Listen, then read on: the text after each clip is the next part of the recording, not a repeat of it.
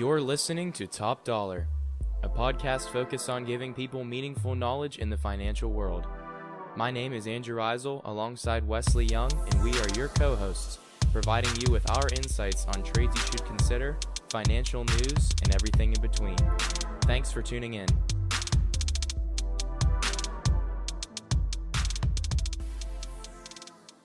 All right, and we are back with episode 2 of the Top Dollar podcast.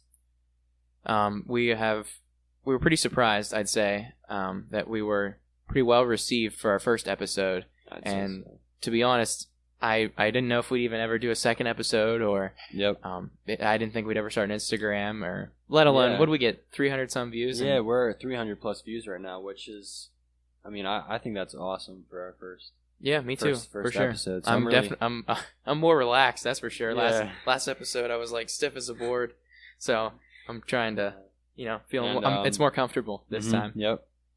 Also, I want to mention our Instagram that we created, Top Dollar Podcast. You can find us on Instagram there.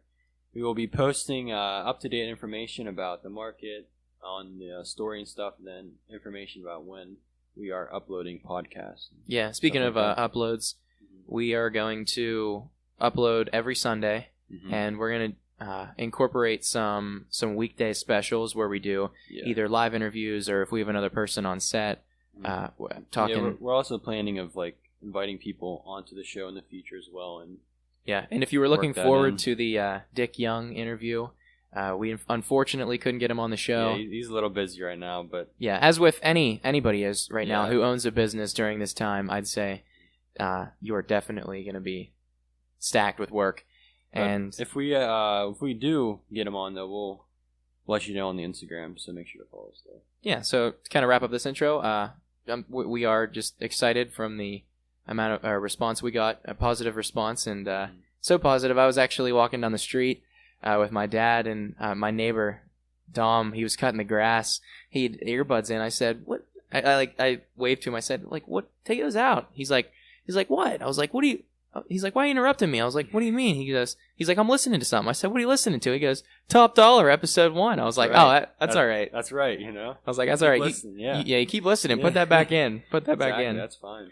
So I guess we'll jump into segment 1 here. So segment 1, we are taking a little recap of the market, and we're focusing on the S&P here. So on Monday, we saw gains in the market from the prior week's momentum. That was kind of a little bit expected on my part. I thought on Monday we were going to have a decently strong Monday with some gains the previous week, which were pretty substantial. And then Tuesday was the record-breaking day. Tuesday was the day where we saw the largest crash in oil market history. Ever. They could not give oil away. I know, and that's unbelievable.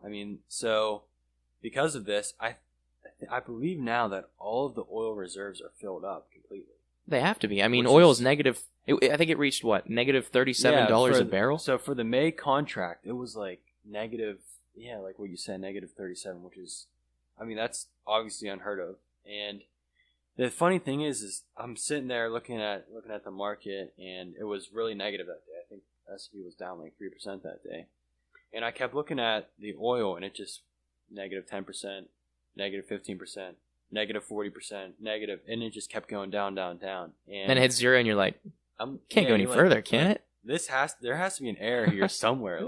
There's something wrong. And so I turned on the news, was watching CNBC, and the guy that was supposed to be the commodities specialist didn't even know what was going on.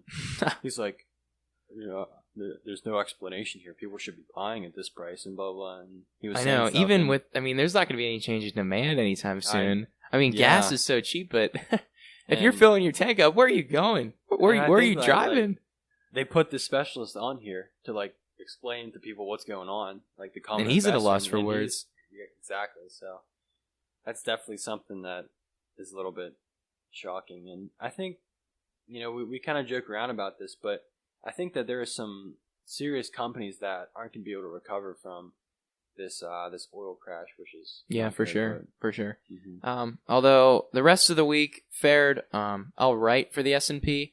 They didn't make any gains, but they really didn't make any huge losses either. So the S&P, which looks at the market as a whole, kind of shows that the U.S. economy didn't relapse this week like it has a lot of weeks throughout this week. And that being said, we can jump into our next segment, which if we had no credibility before from our first podcast to our second, we might gain a little bit based on our picks from last week. Negative credibility before. Probably. We probably had less credibility. But no, our picks kind of held up through the week, and that's a good thing. So if I guess go through them. Yeah. Our first pick last week, if you remember, I don't know if it was our first one of our three, but the first one we're going to go over is Amazon. Amazon went up almost an entire percent, which when you look at large blue chip stocks, huge companies with large market caps, they're not going to explode and go up 20% in a week, even during a bull market. But during this bear market, we said that these three stocks are going to be a good long-term play during this time. And after week one, they're faring to be that. Amazon's up 1%, and we really got into the explanation why they would do this in the last episode. So if you want to check that out, that's there. AMD went up. Yeah, AMD is a personal favorite of mine. Whenever I started getting into the stock market, my two favorite stocks were AMD and Tesla, and I'm happy to see AMD doing well, and I think it is a good long-term play, like we explained earlier in episode 1 with the gaming industry taking off here, and AMD producing a lot of the chips for gaming consoles and stuff like that. I can see, definitely a good long-term play. some sustained growth. And finally, we had talked about Chipotle. We went into the schematics of why we thought Chipotle was going to do well, and it did. It went up 9%, which is very good for times like this and for such a large company. And I feel like investors are finding their confidence investing in Chipotle, being up 9%, and seeing that they've really adapted well to, how people go about buying their food now in times like we are in right now. So I think that their online ordering and stuff like that I think it's doing well. So that's why stock's in the big green for this week. So. Yeah. So next we're going to dive into our portfolios for this week. Wes's portfolio is definitely a little more advanced than mine. He definitely had a couple more positions than I did, but both of us fared pretty well this week. So what did you have in your portfolio? So I want to first start off by talking about NAT, Nordic American Tankers. It was Now, what do they do? So they are a company that manufactures these big tankers, and they so these tankers, they carry oil across the ocean, and they store it as well.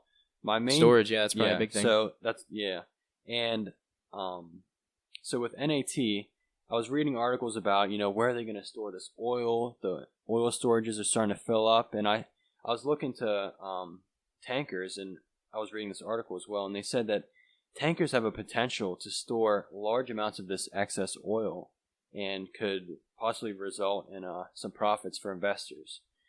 So I took a chance, and I made 10% on the trade. NAT on Monday opened up at $4.80 a share, which is, let me see on Monday. It opened up actually a little bit lower than that.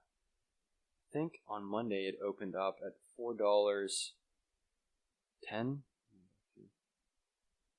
Yeah, whatever it was. I mean, you said you made a 10% return. Yeah. That's great for any investor, whether you're short in the short run. A quick investment like that, 10%.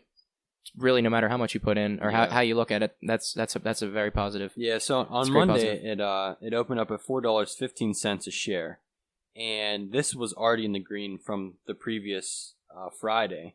So I was a little bit hesitant to get in, and then throughout the day, it just kept growing and growing and growing. At one point, it was up 22%. So I'm like, all right, if I'm gonna make my move with this stock, I got to make it now. And for me, prior, I'm like, you never want to buy in the absolute green when it's up 20%, but I kind of went against my better judgment, and I bought in at $4.80 a share, and I bought in at 3:55, so 5 minutes before the market closed. and I was planning on riding it into the night and hopefully seeing, a good return the next day. Yeah, you woke up a happy man. And throughout the night, I'm watching it. It's green. It's a little bit red. It's going more green, and I'm like, all right, I don't know. So the next morning, it's up, I think, like 10%, 10 or 12%, and I put in a sell order right for when the market opens, and I sold at $5.34 a share. So there's my 10%. I'm happy with that trade, and I kind of, took my own advice and said, there's a lot of people or a lot of investors that might be looking at this as well, so I bought in and I'm satisfied with that.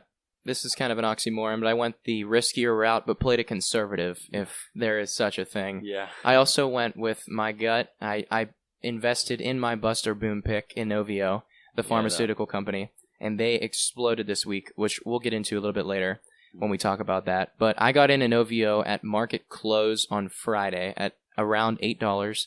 And so that was of the previous week before we mentioned it, right?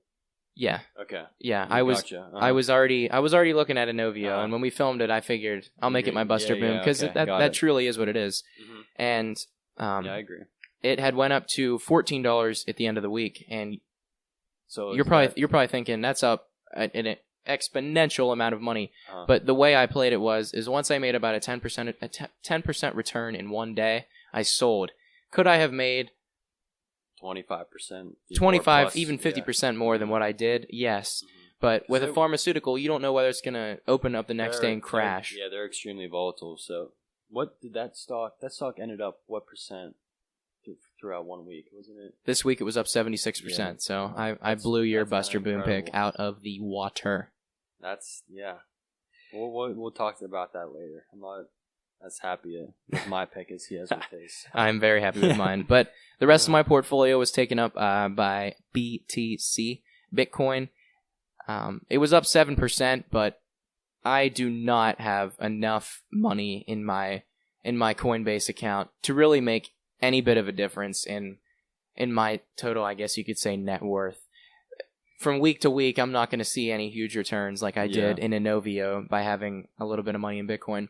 I mainly have that there because in 2017 we saw that huge spike where Bitcoin went to like almost 20 grand. So you're hoping for another one. So I'm hoping for another one. I have a little bit of money in there just in case that ever happens again. If it starts going up, you're like, I'm out, you're taking it out. Yeah, but that's in there for the long haul. And I love crypto. I think a lot of people should invest in crypto, learn more about crypto.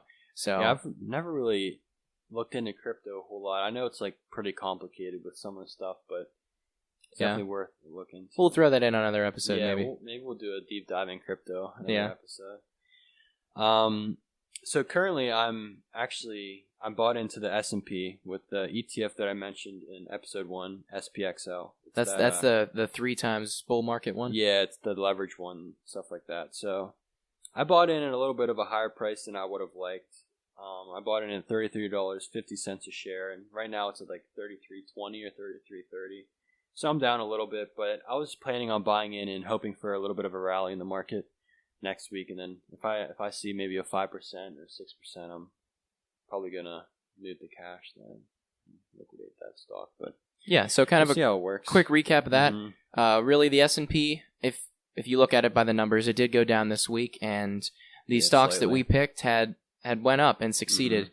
So that's just something to I'm take into consideration. I'm glad with my 10% NAT trade. Yeah, me too. I'm also happy with what happened. So I guess that takes us into my favorite segment of the day, only because I am the winner. It is our Buster Boom segment, and my Buster Boom, if you remember from last week, was Inovio. It went up 76% compared to Wes's Gilead Sciences. It went down 4%. Yeah, that was... So if those of you doing math at home, that's an 80% difference in return. And I want to dive into why I think Inovio succeeded so much this week and why they might fare well in the weeks coming. Mm-hmm. So realistically, they might not be winning at all in the race for finding a vaccine. Okay. They're winning right now. And that's, they haven't come out with any results yet, which is why it's super volatile, because the second those results come out, the stock price is going to explode either up or down. Yeah. And I think that's with a lot of these pharmaceutical companies that are doing this testing. They could either see a big, huge jump one day, or they're tanking crash, the yeah. next. So Not only that, Inovio is being backed by a bunch of foundations and countries. One being the Bill and Melinda Gates Foundation. Not only did he contribute $9 million to their research efforts, but Bill Gates holds a lot of value. Just his name, not his net worth, but his name itself. People see Bill Gates attached with this company, its stock price is going to move up. And not only that, its market cap is only $2.1 billion. So now, it sounds like a lot of money, but this is measly compared to other pharmaceutical and medical companies like Johnson & Johnson. Their market cap is around $408 billion. So they're another pharmaceutical stock that you could get into, but you're not going to be seeing the type of quick returns or quick losses like Inovio, because the trading volume isn't there. And Johnson & Johnson, they can absorb a little bit more of those high volume days, where Inovio, if they get large swings in volume, their stock can move like crazy. Yeah, for sure. So why did Gilead Sciences fail? Well, their testing failed. That's basically it. They were working on a new drug to counter the coronavirus, and it fails in testing. So not only did that sink Gilead a little bit, or was it Gilead or something? Gilead. But it also sunk the market a little bit. We saw on Thursday that whenever this news came out about the sciences, or about Gilead Sciences, that the market kind of saw a little bit of a pullback that day, and then the whole market did. Yeah, I mean, I can almost guarantee if they said, "Hey, our trials worked, the vaccine is pretty much a sure thing." Oh my gosh, everything would be booming. That'd be unprecedented. But since they said it didn't work, and that was kind of to be expected. It's a phase 1 trial. Yeah, and I personally didn't invest in Gilead. I picked it as my Buster Boom, and hopefully I was hoping to see it do well, but I didn't invest because I knew that stock was extremely risky, and I haven't done a whole lot of prior research into it. Hey, that's how you got to win. Yeah. You got to put your money where your mouth is. That's right. To the voters who voted for Wes over me, I'm sticking it to you this week, and I'm going to for every week. I personally appreciate it, and I thank you for voting for me. We'll get them this week. Yeah, right. I like my stock this week. Do you? I do. So instead of going with Inovio again for my new Buster Boom pick, which if I really wanted to win, that's what I would do, because I'm a confidence. I'm a stock supreme believer in Inovio right now. I truly believe that they're going to continue to go up, but to keep things fresh, mix it up a little bit, I'm going to go with another pharmaceutical company. And this is Moderna. They were up 11% last week, and they're trading around $50. Okay. I always say that Inovio is one of the only 3 companies that are in phase 1 trials, and one of the 3 is Moderna. It's one of the other 3. It was the first company to begin clinical trials for COVID-19, and they're expected to receive almost $500 million in federal funding for their research, which is huge. Yeah. I think if they get that boost and investors see not only other investors putting their money into this company, but the federal government putting that much money into this company, I think people are going to see a huge upside to that. Yeah, it definitely adds a little bit of security and strength to that company, and knowing that the government is backing them. So yeah, for sure. A little bit safer investing in that stock. Yeah, not only that, for a Buster Boom, I like big returns. They're a $16 billion market cap company. So they're still very small company. On the smaller side. Yeah, and their phase 2 trials are coming later this spring, so I'm thinking mid-May, which could be huge if they get over that hump and the phase 1 trials go well. Yeah, I think there's a big upside to Moderna. Definitely see a big swing. Very similar to Inovio, but I would definitely proceed with caution. Hey, that could have been Gilead, but yeah, Wes picked them. That's why they sucked. All right. So are we on to mine now? Yes. Okay. So my pick for the Buster Boom is Anheuser-Busch InBev. I think that a lot of people have been continuing to buy their beer during the quarantine. I still think that the demand is still there for beer and other products sold by Anheuser-Busch. So. Anheuser-Busch, they have they have the beers. What, Bud Light, Budweiser, obviously. They have Michelob Ultra. They have Keystone. They have a whole. Keystone might be Miller Coors, but they do have Corona. Okay. I know that. I get them mixed up a little bit, but I know that those. They have Stella. Busch yeah. And, was it Miller Coors? Your dad's probably drank Stella. That's a dad beer. That is a dad beer, but So another thing that attracts me to Anheuser-Busch is their Q1 earnings that are coming out May the 7th. So we could see some more volatility in the stock if you're looking to maybe make a quick play on this stock. I'm definitely looking at Anheuser-Busch in the short term for right now for my Buster Boom, but in the long term, they're still down with their 52-week range. They're not far up from it. So if you're looking at a long-term play, this could possibly be a solid one. But I've just been looking at the short term here. My guess is Wes picked that because he knows they're a huge company. They're not going to fluctuate a lot up or down, and Moderna is either going to go crazy high or crazy low. Yeah. So he went with a safe pick, while I went with a much more risky investment. And I'm also looking at the chart for Anheuser-Busch, and back in April 13th, which is about 10, 11 days ago, they were trading at 49 a share, and they're currently at 41. So that trend showed that there's been a significant sell-off, and we might be seeing investors might see that this is a trading at a discounted rate, and might be seeing some green ahead of us this week. But you never know. I think that they will do good on their Q1 earnings, though, because I think that people have been buying during this quarantine. But yeah, for sure, we'll see. Well, I guess that wraps up our segments for today. If you are wanting to get into the investing world and want to start small, I guess, check out the video description.